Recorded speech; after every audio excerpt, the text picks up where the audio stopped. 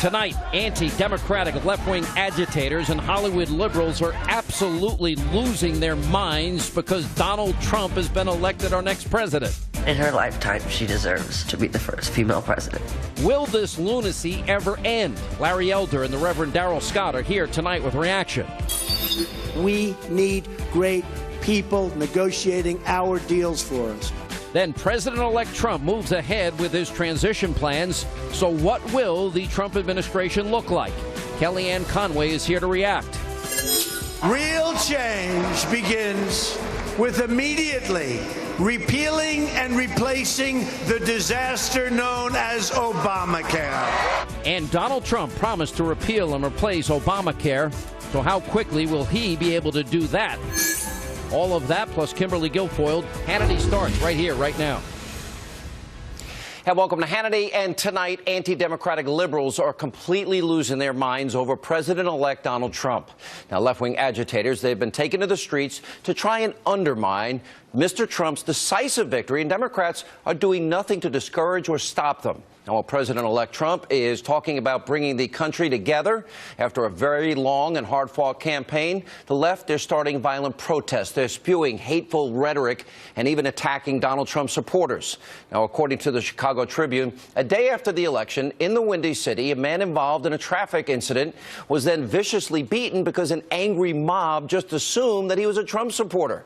We've got to warn you, this video is very disturbing. Take a look. Yeah, he voted Trump.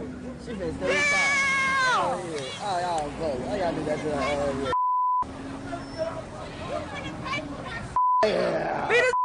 Don't vote Trump. Don't vote Trump. Don't vote Trump. Did it? Still in split.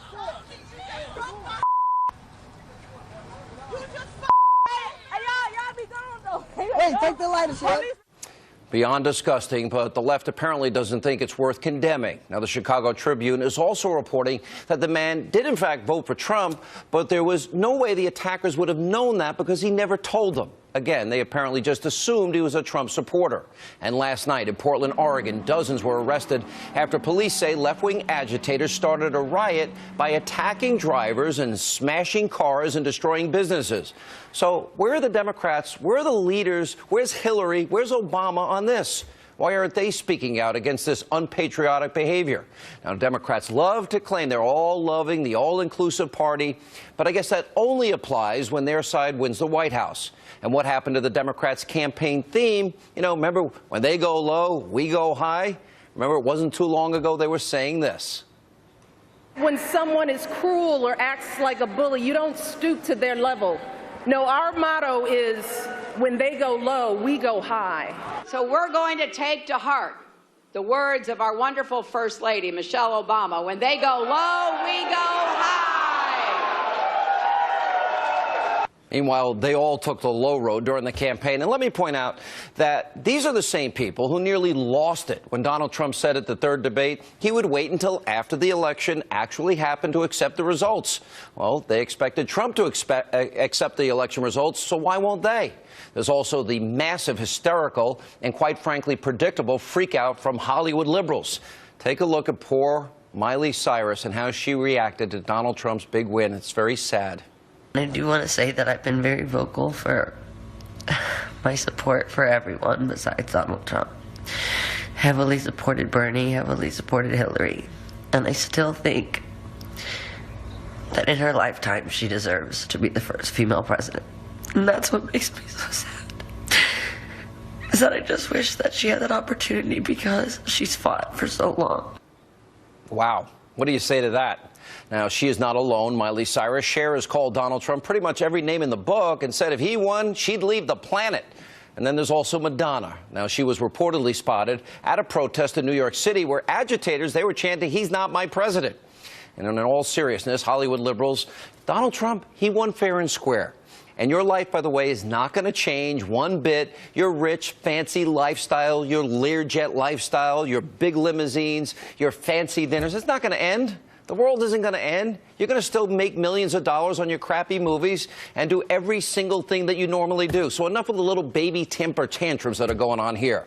What is going to change is the life, hopefully, of millions of forgotten Americans, the forgotten man election, I call it, who have seen their jobs disappear, who haven't had a raise in years, with the lowest home ownership rate in 51 years, the lowest labor participation rate, believe it or not, since the 1970s, 95 million Americans out of work. You know what? 2 to 3 jobs people are taking to support their families. They're not living your lifestyle. Healthcare premiums have skyrocketed for the average American. People completely ignored by the political elites in Washington, and all Barack Obama did was make it worse.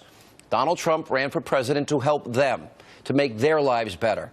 And when he puts his policies into place, hopefully all Americans will benefit. Here with reaction, nationally syndicated radio talk show host Larry Elder and my friend, the man, the Reverend Darrell Scott, who served as the CEO for the National Diversity Coalition for Trump. All right, Pastor, maybe you need, prayer, fasting. What do you make of this freak out that's going on? Listen, the hypocrisy of the left is on full display for all America to see. If you think about it, all of the violence, all of the deceit, the treachery, the underhandedness, the dirty tricks, their dirty tricks put Nixon to shame. It's all come from the left. I mean, Cher, I think maybe we can put our money together and get Cher on one of those trips to the moon from one of those private companies. Send her to the moon. Miley, she needs to go somewhere, be with a regular wrecking ball or whatever. But you know what? I think the protesters are protesting against the wrong person. They need to protest against the Democratic Party and the Hillary Clinton campaign on how they colluded together and stole the election, the nomination from Bernie Sanders. Bernie Sanders might have stood a better chance against Donald Trump than Hillary did, but they conspired against him, stole the election, put their candidate up. She got destroyed by Trump, and now they're upset. And it's nothing they can do but whine and tear up something. We see where all the violence is from. We see where all of this is coming from. They can't hide it anymore. They can't blame Trump. Trump ran a clean campaign. They can't blame Trump for this one. One of the things I think got underreported, Larry, was his New Deal for Black America, for African Americans. If he goes into cities like Chicago and he takes on the violence, he changes the educational system, he creates, if he's able to incentivize corporations to bring back trillions and corporations lowering their tax rates, bringing them back to America, hopefully they'll set up shop in Detroit, in Wisconsin, near where Pastor Scott lives, and in Pennsylvania. This could be a real opportunity to transform things in a very positive way. Absolutely. And if I were one of these anti-Trump protesters, Sean, I think I'd have to ask myself a few questions. How is it that Donald Trump managed to double the percentage of the black vote compared to John McCain and Mitt Romney? How is it that he got a higher percentage of the Hispanic vote than did Mitt Romney? And if he's anti-gay, how is it that before he became president, he was severely criticizing the Clinton contributions, the Clinton Foundation contributions that they got from countries like Saudi Arabia, where homosexuality is a crime, if not punishable by death? If he's anti-Semitic, how is it that he's embraced Ivanka's husband, who is Jewish? She's converted to Judaism. He's got another son who's married to a Jew. He's got a lot of executives who are Jewish in his organization. And when he gave his acceptance speech, Sean, one of the first things he said is, I'm going to address the plight of the inner city. How is it that this man is considered to be such a bigot? If that's bigotry, he needs to go back to racism school. Yes. Reverend, what's your word to people that maybe didn't support Donald Trump? That I don't think there's any one economic measure you can look at that says, oh, things have gotten better in the last 8 years. What is your message to people that may be in that freak-out mode because maybe they believe the lies and propaganda of a very biased media? They need to relax, take a deep breath, and chill out and get ready for quite possibly the best 8 years America has enjoyed in a very long time. I'm really believing Donald Trump is going to usher in a golden age here in America of peace and prosperity. I'm not making him out to be a messianic figure. I'm simply saying that if his policies are enacted, he's going to revitalize that inner city. He's going to stimulate economic growth. Our borders will be secure. There will be this spirit of fear, this attitude of fear that the Democratic Party has imposed upon America. He's going to soothe those fears, so to speak. And we're going to look up and be glad that this man became president. Right. When he said you have nothing to lose, what he was simply saying was, give me a chance. If they give Donald Trump a chance, if we give Donald Trump a chance, we're going to be glad about the decision that we made. I can tell you that much. All right. Larry, last word. Well, Sean, if Obama had done nothing, we would have had a 3% GDP. We've had a 2%, and the difference between 2% and 3% is 1 million jobs times the number of the years of the recovery. So all Trump has to do is reverse many of the stuff that Obama has done, such as Obamacare, such as these ridiculous regulations that he's put on the backs of the American people. Allow choice in inner city schools, and this economy will boom. Lower the corporate tax rate, this economy is going to take off. All right. Guys, I think you both were very strong supporters for Donald Trump. We were. And I think you helped him a lot in this election. Thank you both. And coming up today, President-elect Donald Trump announced that Vice President-elect Mike Pence will now be serving as the chairman of his busy transition team. Mr. Trump's senior advisor, Kellyanne Conway, joins us next in studio and also later tonight. If we don't get rid of Obamacare, it will destroy health care in North Carolina and all over the United States. We will build a great wall. And yes, Mexico will pay for the wall. They're going to pay for the wall. President-elect Donald Trump promised the American people he would build that wall, repeal Obamacare. The Wall Street Journal is reporting tonight that Mr. Trump may be willing to keep two parts of it. What are they? Is it smart? We'll explain later tonight. Negotiators in the world. We have the greatest business people in the world. We're going to use these great business people. Carl Icahn endorsed me, so many others. We're going to use our great leaders, our great business people. It's time. President-elect Donald Trump on the campaign trail promising he will surround himself with great people when he enters the White House. And earlier today, Mr. Trump announced that Vice President-elect Mike Pence will now serve as the chairman of the presidential transition team. And his family will also be a part of it. Joining us now with reaction is the president-elect's senior advisor, Kellyanne Conway. Listen, a lot of people have been calling me today about transition this, transition that. Why don't you just tell us? We'll ask you straight up. What's going on? Well, we're trying to form a federal government, and it's up to President-elect Trump to choose those advisors he wants around him on his senior team, key positions, cabinet. It's a very big task, but it's one that's been worked on for many months away from the campaign, Sean, by the transition team that was originally headed up by Governor Christie, who still serves as the vice chair. But it makes perfect sense to have Vice President-elect Mike Pence with this role because, first of all, most of the transition will go on in D.C., some of it here in New York, but also because Mike Pence will be the vice president. So you've got a lot of familiar faces, a lot of familiar names on that list, those of us who have been here, those who have been trusted advisors, elected officials, for Governor Pence and for Mr. Trump, and we're just excited to see how Mr. Trump forms his government and his team. I guess the fear that I heard from some people was that will Donald Trump put people maybe that weren't as loyal to him during the campaign and surround himself with people, I would argue the cut and run people. You know, they're there now, but they weren't there during the tough moments in the campaign. Is that a possibility or that won't happen? Well, we all know Donald Trump values loyalty. It's very important to him, and he is loyal to people in return. But in addition, you want to find people who are qualified and effective to do the job. And I think those are probably the two major criteria for him. I will tell you that there are very talented men and women who were part of his campaign and, frankly, who were part of his outside advisors or folks who just supported him and did so vocally and visibly.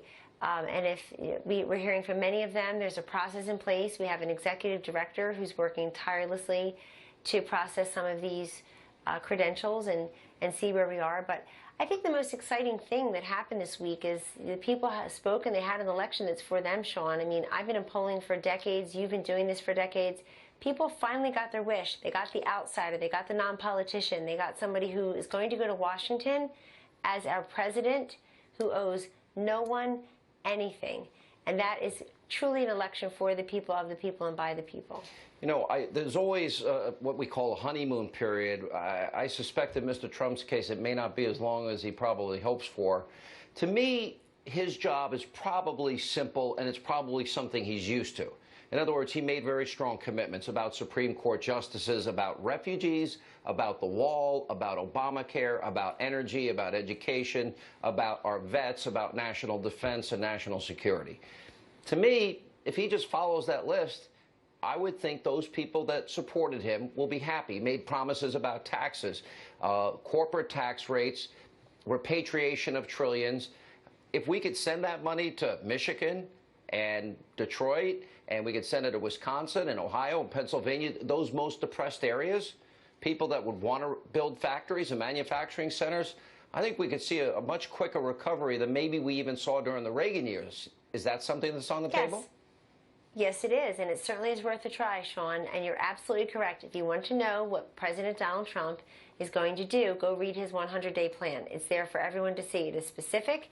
It includes solutions, policies, and I think the excuse of divided government that allows people to get nothing done is over.